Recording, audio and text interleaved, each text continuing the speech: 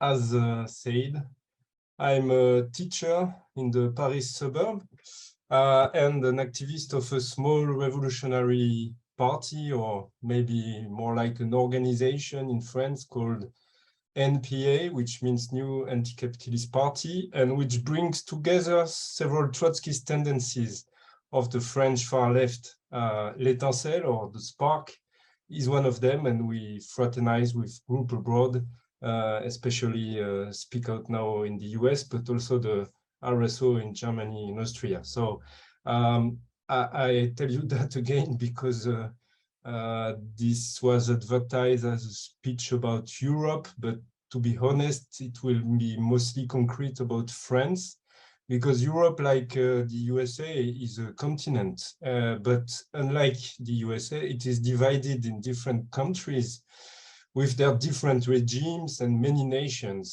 So many problems are a bit peculiar in each of these countries, but of course, most problems like war, the economy, or environment are shared. And this is one of the ways the capitalist system has to bring us together.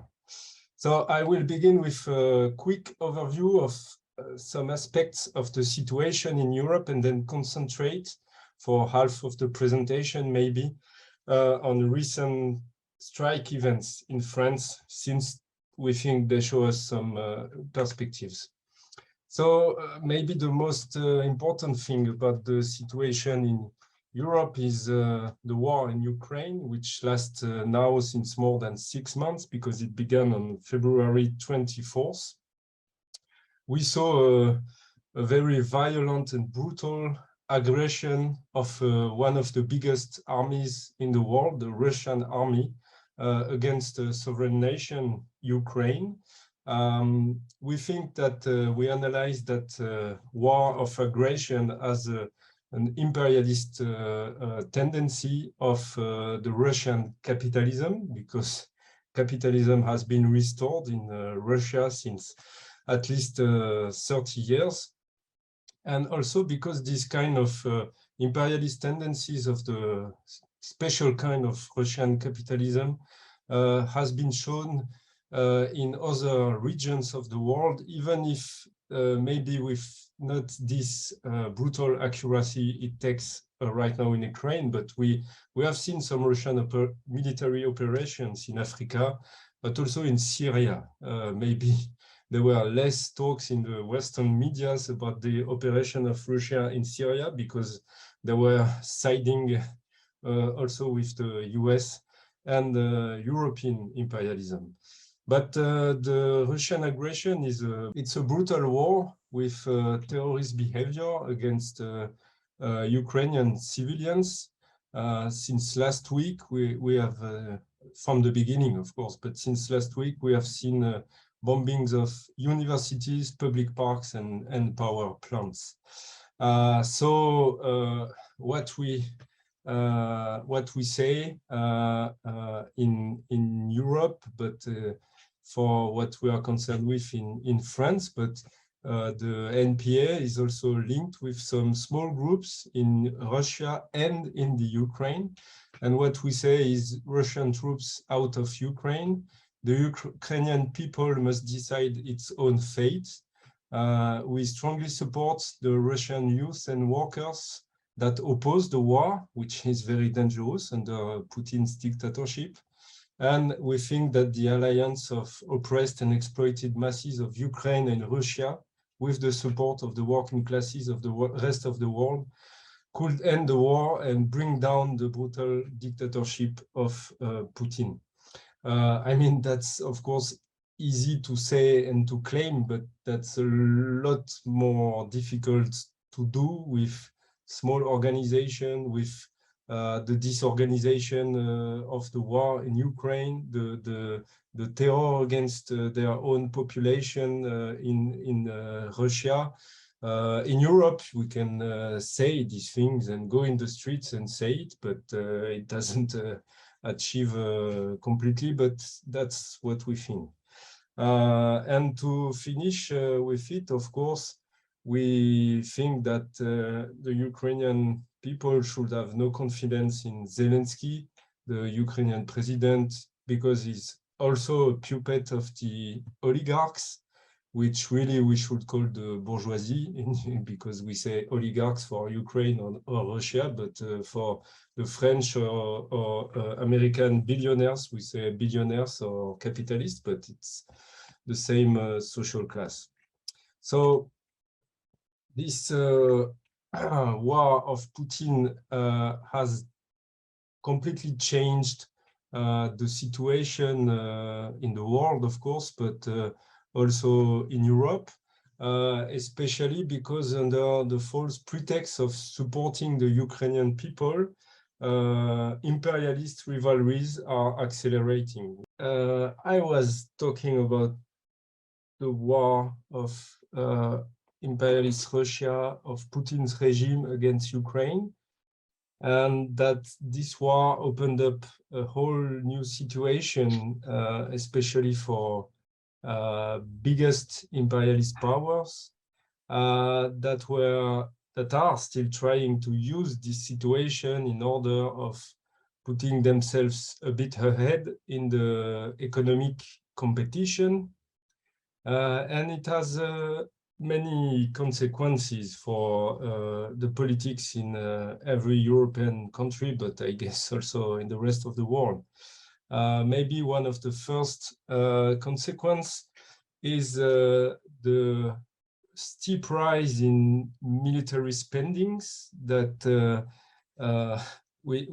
I must say it's a steep rise, but we went from a very high level at the beginning. So we have in Europe, we have seen Germany declaring that they will spend this year 100 billions of euros, which is the same amount almost in dollars, in military equipment for only 1 year, and then increasing the military budgets in every way for the next years. It's the same in France. I don't know if you remember, but Trump once had the claim that all NATO member countries should spend at least 2% of their annual production in weapons, in military spendings. And now every European country, beginning with the France of Macron, does exactly that. So the military spending represent 2% of the production of wealth now in the country. But it's also, in a way, some political consequences, because in France they try to push for a new, they call it civic service, but it's more like in between civic service and military service for the youth,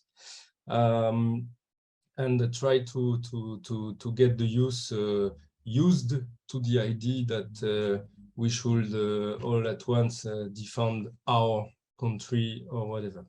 So there's a huge increase in the authoritarianism, militarism, military spendings all at once. Of course, it's probably more discussed in Poland, for instance, than in France, because in France, I must say that the Ukraine war seems a bit far away for the population, and so the politicians don't push this subject too much forward. But the other consequence is discussed everywhere. It's the energy war, because you may know that Russian gas was one of the main source of energy for many countries in Europe, especially Germany. I put, yeah, you don't see the images, so, but there are many gas pipelines that are crossing borders in Europe. Many of them go through Ukraine, and Russian gas goes through Ukraine to reach Romania, Germany, Italy, and Ukraine gets a bit of money for each liter of gas that crosses its territory, which is still right now the case, because there are many destructions of the war, but not the pipelines. And there is also two pipelines in the Northern Sea that go from Russia through Germany directly without crossing any other country. And this pipeline is called Nord Stream. There was Nord Stream 1 that is functioning, and a project to launch a Nord Stream number 2. This was a huge project of Germany, especially the Social Democratic Party of Germany, because its former Chancellor Gerhard Schröder was chairman of the company Nord Stream. So Trump also, which was very frank, but I don't doubt one second that Biden had the same intention, wanted to cut these pipelines out in order to sell the shale gas on liquid form coming from the US. So it's an economic war that is classic in capitalism, but that is used by especially the USA to cut some gas lines from Russia. To this day, it's not completely cut. It's really unclear. Informations are hard to find, but sometimes Putin threatens to cut, sometimes Europe threatens to not buy gas anymore, but to this day, there are some millions and billions probably that are given from European superpower to Russia during the war in Ukraine. And the last consequences is the rise in economic protectionism in a way, because it's the comeback of some economic borders, which has many consequences, from shortages to steep rise in commodity prices in general. So this situation, this objective in a way situation, is pushing forward political forces on the far right, and I don't know if you heard about it, but there are some governments in Europe that are in which the far right participate or lead. The last one in line is Italia, where the fascist admirer of Mussolini, Giorgia Meloni, was nominated chancellor or prime minister today, or I don't know, the last day. But you have also Sweden, you have also Hungary, where the far right, which is led by Viktor Orban, who is really a white supremacist, pushing forward this so-called theory of great replacement, which is gaining a lot of traction in Europe, and which we feel is very dangerous, because up until now, the far right was saying we want zero immigrants, which is already criminal in our opinion, because if you reinforce the borders, then you kill people wanting to cross these borders because they have no choice. But they said we want zero immigrants. But with this great replacement, white supremacist theories, we have in France, for instance, millions of African descendant people, Arabs, Black African, and so on.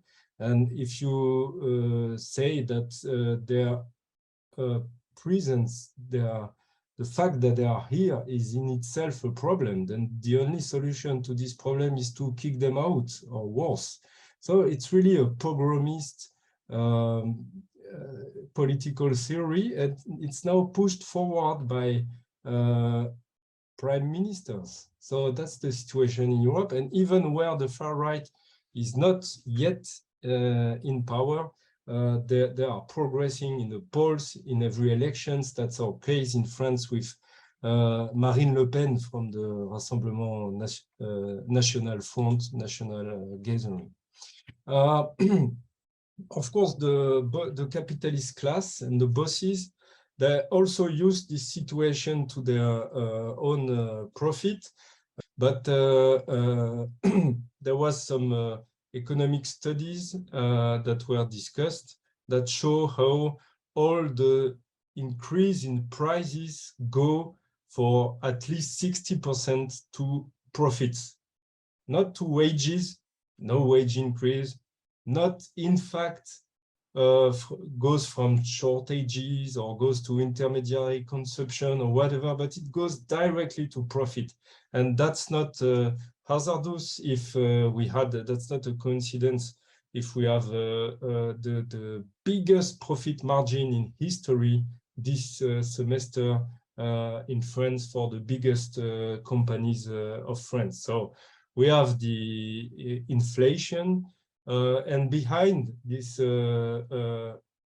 inflation, rise of prices, rise in the prices of commodities, and behind the fact that the wages are not following this rise in the prices, you have the problem of, do you claim wages or only bonuses? Because bosses, they see that the situation is becoming unbearable. So they distribute sometimes small bonuses to their employees, but never they really increase the wages themselves.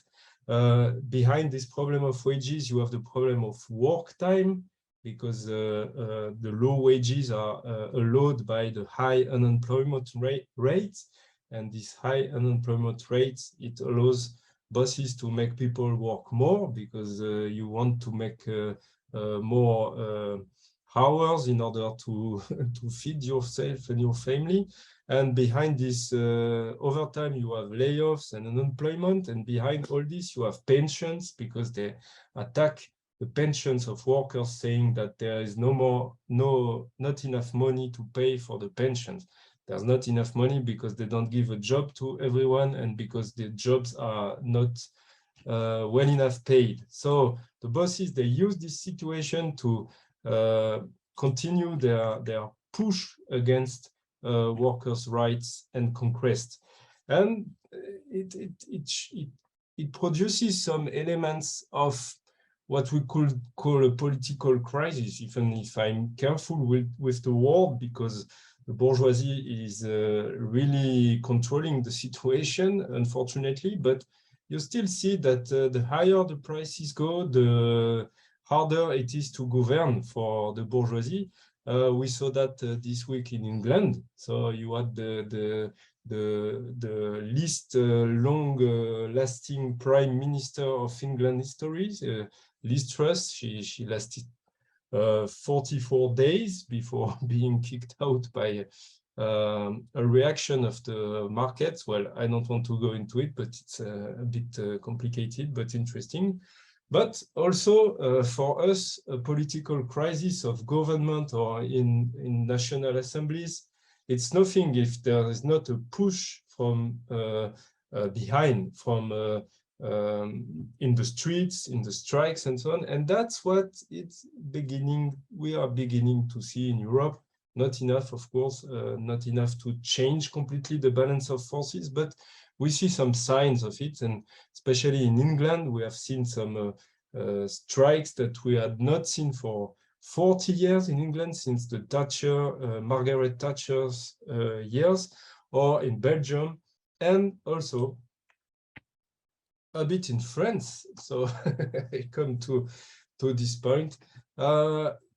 We have in France a situation with lots of strikes over wages since 1 year because of the problem of price increasing. But for now, it was completely dispersed. So you had some employees in one factory or one site only that were saying, okay, we need 1,000 euros, or we cannot pay for the gas bill. But it was dispersed. So the bosses, what they did for now, and with the support of the government, is they gave some bonuses. You have 1,000 euros, you have 2,000 euros one time in a year because the prices are high, but next year you will have nothing as such. So we had 1 year of dispersed strikes that were gaining some bonuses, but not gaining real wage increase. And what we are trying to do, a small revolutionary group, without any success, I must say, is to bring these strikes together, to have a real political movement at a national scale that will be able to say, okay, we need some increase in wages, and especially on the lowest of the wages.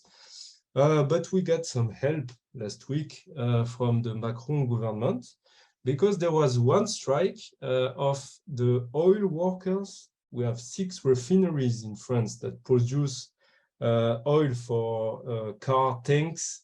And all the workers of these refineries were on strikes in 3 weeks. So we have lines.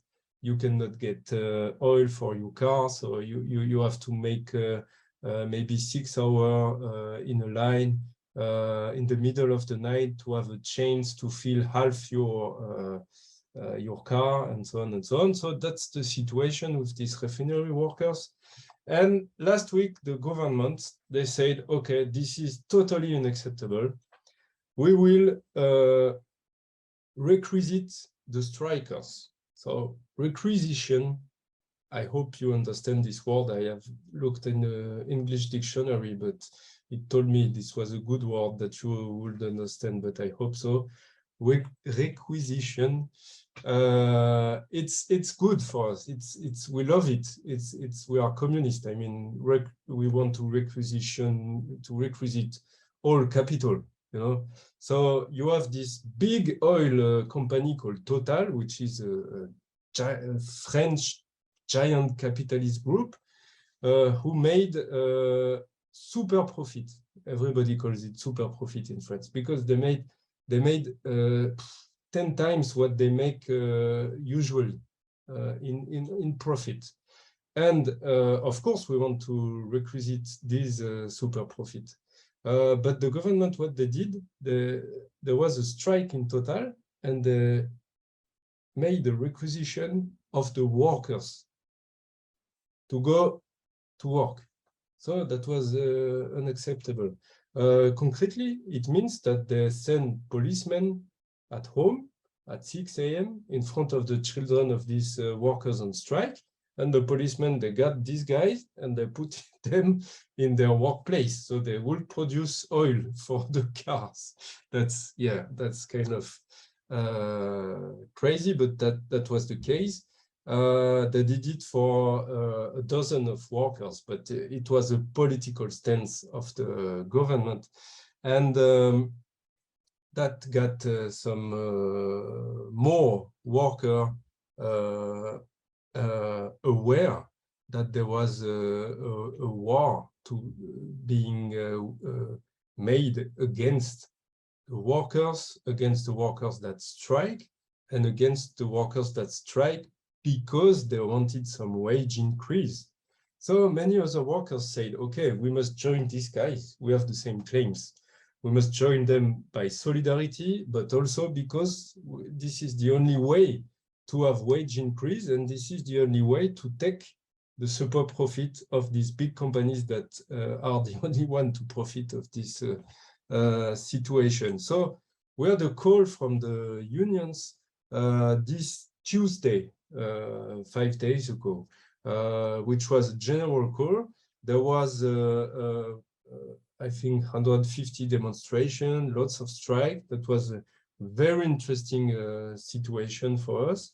We have comrades in the train industry, where they are a bit used to in France go on strike and so on. And they were very happy to show solidarity. 30% of them on a national scale were on strike. We were talking about 50,000 workers. So we had something happening. Unfortunately, it was not massive enough to really change the situation and give confidence to every worker in every even small workplace, that that together the working class could be able to really change the situation. So the union bureaucracy and the government, they calm things down. They gave something to the oil workers, from the side of the government and the bosses, and from the side of the unions, they called for a new day, but next week, not immediately after. So, they managed to calm things down, but nevertheless, that's very classical and unsurprising. But what was very interesting is that this wage problem is a political problem, that workers are ready in a few days to get on strike about this problem, that they really see that the government is ready to kick off the workers on strike, but not ready to do anything against the big companies that make a lot of profit. And now this situation is a bit more open after this week than it was at the beginning of the week. So